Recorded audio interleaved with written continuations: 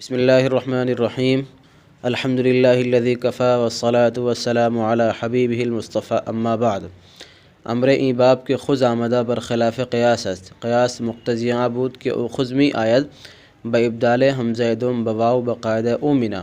و ہم چنی امر اکل یأکل ہم کل آمدہ و در امر امر یأمر حذف حمزتین و ابقاء ہر دو ہم جائز است مر و اومر ہر دو آمدہ در صیغ مضارع معلوم ای باب غیر واحد متکلم قاعدہ رأسن جاری است و در مفعول و ظرف ہم و در اعلی قاعدہ بئر و در مضارع مجہول غیر واحد متکلم قاعدہ بؤس و در واحد متکلم مضارع معروف و افعال التفضیل قاعدہ آمنہ و در جمع قاعدہ اوادم و در واحد متکلم مضارع مجہول قاعدہ اومینہ تعلیلات ہمہ فہمیدہ برزبان باید آورد۔ اس باب کا امر جو کہ خذ آیا ہے خلاف قیاس ہے۔ قیاس کا تقاضا یہ تھا کہ او خذ آئے دوسرے حمزہ کو واو سے بدل کر اومینہ کے قاعدہ سے۔ اسی طرح اکل یأکلو کا امر بھی کل آیا ہے، اور امر یأمرو کے امر میں دونوں حمزہ کو حذف کرنا اور دونوں کو باقی رکھنا بھی جائز ہے۔ مر اور عمر دونوں آیا ہے۔ اس باب کے مضارع معروف کے صیغوں میں سوائے واحد متکلم کے راسن کا قاعدہ جاری ہے، اس میں مفعول اور اس میں ظرف میں بھی، اور اس میں اعلیٰ میں بئرون کا قاعدہ، اور مضارع مجہول میں واحد متکلم کے علاوہ بؤسن کا قاعدہ، اور مضارع معروف واحد متکلم اور اس میں تفضیل میں آمنہ کا قاعدہ، اور اس کی جمع میں اوادمو کا قاعدہ، اور واحد متکلم مضارع مجہول میں اومینہ کا قاعدہ۔ تمام تعلیلات کو سمجھ کر یاد کر لینا چاہیے۔ محموز فا باب نصر عنصروں کی صرف صغیر بیان کرنے کے بعد آگے ان کی تعلیلات اور ان میں جاری ہونے والے قواعد کی طرف اختصار کے ساتھ اشارہ کرتے ہیں۔ چنانچہ کہتے ہیں کہ اس باب کا یعنی محموز فا باب نصر کا امر خذ آیا ہے، یہ خلاف قیاس ہے۔ قیاس کا تقاضا یہ ہے کہ او خذ آئے، کیونکہ امر بنتا ہے مضارع سے، اور مضارع ہے تأخذ، علامت مضارع کو حذف کرنے کے بعد اگر عین کلمہ مضموم ہوتا ہے تو حمزہ وصل مضموم لاتے ہیں، اگر علامت مضارع کے بعد والا حرف ساکن ہو تو یہاں پر علامت مضارع تا کے بعد حمزہ ساکن تھا، اس لیے حمزہ مضموم اس کے شروع میں لے آئے۔ پھر اومینہ کے قاعدہ کی رعایت کرتے ہوئے دوسرے حمزہ کو پہلے حمزہ کی حرکت ضمہ کے موافق حرف علت واو سے بدل کر اوخذ پڑھنا چاہیے، یہ قیاس کا تقاضا تھا۔ لیکن خلاف قیاس کثرت استعمال کی وجہ سے دوسرا حمزہ یعنی حمزہ وصل کے بعد جو حمزہ ہے حمزہ مادہ کا، اس کو حذف کر دیا گیا، اور اس کو حذف کرنے کے بعد پھر حمزہ وصل کی ضرورت نہ رہی، اس لیے اس کو بھی حذف کر دیا گیا، کیونکہ حمزہ کو حذف کرنا حمزہ کو واو سے بدلنے کے مقابلے میں تخفیف کے زیادہ قریب ہے، یعنی حمزہ کو حذف کرنا یہ واو سے بدلنے کے بالمقابل زیادہ آسان ہے، اس لیے کثرت استعمال کی وجہ سے خلاف قیاسی سے ہی حمزہ کو حذف کر دیا گیا، تو خذ ہو گیا۔ اسی طرح اکل یأکلو کا امر بھی کل آیا، وہاں بھی قیاس کا تقاضا تھا کہ او کل آئے، لیکن جس طرح خذ کے اندر خلاف قیاس حمزہ کو حذف کر دیا گیا، یہاں پر بھی حذف کر دیا گیا اور امر کل ہو گیا۔ اسی باب سے ایک اور فعل ہے امر یأمر، جس کا امر مر اور اومر دونوں آیا ہے، دونوں حمزہ کو حذف کر کے بھی مر اور دونوں حمزہ کو باقی رکھ کر کے بھی اومر، دونوں طرح سے پڑھنا جائز ہے۔ البتہ اگر شروع کلام میں ہو تو وہاں پر حمزہ کو حذف کرنا یہ زیادہ فصیح ہے، اور اگر وسط کلام میں ہو تو حمزہ کو باقی رکھنا یہ زیادہ فصیح ہے۔ چنانچہ حدیث کے اندر ہے، اللہ کے رسول صلی اللہ علیہ وسلم نے فرمایا مروا صبیانکم بالصلاۃ اذا بلغوا سبعا، جب بچہ 7 سال کا ہو جائے تو نماز کا حکم دو، تو یہاں آپ نے مرو فرمایا بغیر حمزہ کے، حمزہ کو حذف کر کے۔ اسی طریقے سے ایک دوسری حدیث کے اندر آپ نے فرمایا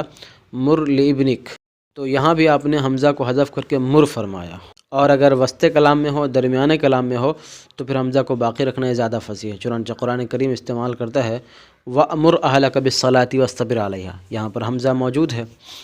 تو اگر شروع کلام میں ہو تو حذف حمزہ یہ زیادہ فصیح ہے، اور اگر درمیانے کلام میں ہو تو حمزہ کو باقی رکھنا یہ زیادہ فصیح ہے۔ آگے تعلیلات کر کے بتاتے ہیں، کہتے ہیں کہ مضارع معروف کے صیغے کل 14 ہیں، ان میں سے واحد متکلم کے علاوہ باقی جو 13 صیغے بچتے ہیں، واحد مذکر غائب سے لے کر جمع متکلم تک، واحد متکلم کے علاوہ ان 13 صیغوں کے اندر رأسن کا قاعدہ جاری ہوگا، اور رأسن کے قاعدہ کا مطلب یہ ہے کہ ہم ساکنہ اپنے ماقبل کی حرکت کے موافق حرف علت سے بدل جائے گا، جو قاعدہ نمبر 1 ہے۔ راسن میں حمزہ ساکن ہے، ماقبل مفتوح ہے، لہٰذا حمزہ ماقبل کی حرکت فتحہ کے موافق حرف علت الف سے بدل جائے گا۔ اسی طریقے سے مضارع معروف کے تمام صیغوں میں سوائے واحد متکلم کے ہر ایک کے اندر حمزہ ساکن ہے، ماقبل مفتوح ہے، لہٰذا حمزہ ساکنہ اپنے ماقبل کی حرکت کے موافق حرف علت الف سے بدل جائے گا، لہٰذا یأخذو کو یاخذو، یاخذانی یاخذونا، تاخذو تاخذانی یاخذنا اس طرح پڑھا جائے گا۔ اس میں مفعول اور اس میں ظرف مأخوذ اور مأخذ ان دونوں کے اندر بھی راسن ہی کا قاعدہ جاری ہوگا۔ اس میں ظرف ہے مأخذ، یہاں پر بھی حمزہ ساکن ہے، ماقبل مفتوح ہے، لہٰذا حمزہ کو الف سے بدل دیا جائے گا۔ اس میں مفعول ہے مأخوذ، یہاں بھی حمزہ ساکن ہے اور ماقبل مفتوح ہے، یہاں پر بھی حمزہ کو الف سے بدل دیا جائے گا اور ماخوذ پڑھا جائے گا۔ اس میں اعلیٰ مئخذ مئخذۃ مئخاذ ان کے اندر بئر کا قاعدہ جاری ہوگا، یعنی حمزہ ساکنہ ماقبل کی حرکت کسرہ کے موافق حرف علت یا سے بدل جائے گا، لہذا میخذ میخذۃ اور میخاذ پڑھا جائے گا۔ اسی طرح مضارع مجہول کے تمام صیغوں میں سوائے واحد متکلم کے بؤسن کا قاعدہ جاری ہوگا، یعنی حمزہ ساکن ماقبل مضموم ہے، لہذا حمزہ کو واو سے بدل کر پڑھا جائے گا، یو خذو تو خذو نو خذو اس طرح پڑھا جائے گا۔ واحد متکلم مضارع معروف کا صیغہ رہ گیا تھا، اس میں اور اس میں تفضیل میں دونوں کے اندر آمنہ کا قاعدہ جاری ہوگا، چونکہ دونوں کے اندر دو حمزہ جمع ہو جاتے ہیں۔ واحد متکلم معروف کا صیغہ ہوگا اخذو، دو حمزہ ہے، پہلا متحرک ہے دوسرا ساکن ہے۔ اسی طریقے سے اس میں تفضیل ہوگا اخذو، یہاں پر بھی دو حمزہ جمع ہیں، پہلا متحرک ہے دوسرا ساکن ہے، لہٰذا آمنہ کے قاعدے کے تحت دوسرے حمزہ کو پہلے حمزہ کی حرکت کے موافق حرف علت الف سے بدل دیا جائے گا۔ خذو واحد متکلم اور آخذو اس میں تفضیل پڑھا جائے گا، اور اس میں تفضیل کی دو جمع ہیں، ایک جمع سالم ایک جمع مکسر، تو جمع سالم کے اندر تو آمنہ ہی کا قاعدہ جاری ہوگا، البتہ جمع مکسر اواخذو جو اصل میں تھا آخذو، اس کے اندر اوادمو کا قاعدہ جاری ہوگا، اس لیے کہ اواخذو اصل میں تھا آخذو، دو حمزہ اگر ایک ساتھ جمع ہو، دونوں متحرک ہو اور کوئی ایک بھی مکسور نہ ہو تو دوسرے حمزہ کو واو سے بدل دیتے ہیں،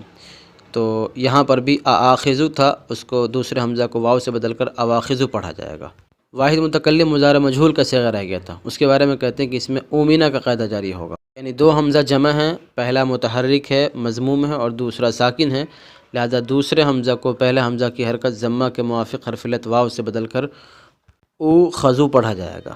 اخیر میں کہتے ہیں کہ یہ تمام تعلیلات کو اچھی طرح سمجھ کر یاد کر لیجئے، چونکہ آگے محموز کے جتنے ابواب آ رہے ہیں اور جتنے ابواب کی صرف صغیر بیان کی جائے گی، ان قواعد کو اور ان تعلیلات کو اگر اچھی طرح سمجھ کر یاد کر لی جائے تو پھر آگے کے جتنے ابواب ہیں سب کے اندر آسانی سے قواعد آپ خود ہی جاری کر سکتے ہیں۔ اس کے بعد کمنٹس باکس میں آپ لکھ کر بتائیں کہ امر یامر کے مضارع معروف اور مجہول کے صیغوں میں، اکل یاکلو مضارع معروف اور مجہول کے صیغوں میں، اس میں مفعول، اس میں ظرف اور اس میں اعلیٰ میں کون کون سے قاعدے جاری ہوں گے۔ والسلام علیکم ورحمۃ اللہ وبرکاتہ۔